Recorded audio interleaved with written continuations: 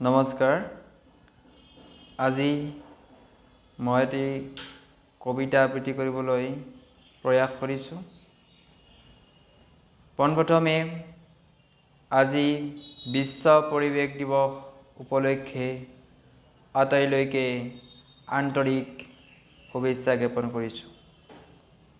মোৰ এটি স্বৰচিত কবিতা, কবিতাটিৰ শিৰোনাম প্ৰকৃতিৰ হেজাৰ প্ৰশ্ন। প্ৰকৃতি কি যে মনোমোহা, প্ৰকৃতিৰ বাবে জীয়াই আছোঁ আমি।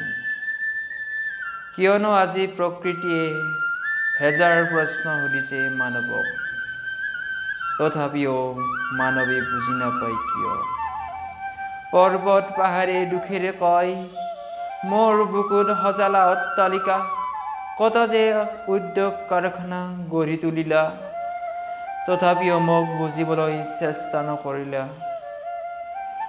অৰণ্যৰ গছ গছনি কাটি তহিলং কৰি মনুষ্য আজি অক্সিজেনৰ অভাৱত আছে পৰি।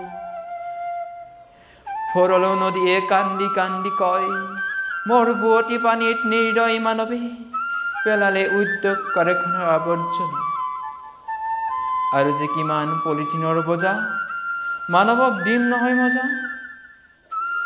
প্ৰকৃতিয়ে কালমূৰ্তি ধৰি খঙত অগ্নিশৰ্মা হৈ কেতিয়াবা ভূমিকম্প, বানপানী আৰু কেতিয়াবা মেঘৰ গৰ্জনিত কৰিছে ধৰিত্ৰীক কম্পিত। সঁচাকৈ মানৱ আজি কোন দিশে ধাবিত। মানুহৰ হিংসা অত্যাচাৰ গৌৰৱ অহংকাৰ, কালমূৰ্তি প্ৰকৃতিয়ে কৰিব নিশেষ।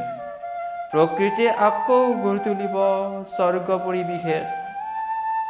মানৱ সদায় প্ৰকৃতিৰ ওচৰত শিৰণত আজি, প্ৰকৃতিৰ হেজাৰ প্ৰশ্নত মানৱ উত্তৰবিহীন। নমস্কাৰ।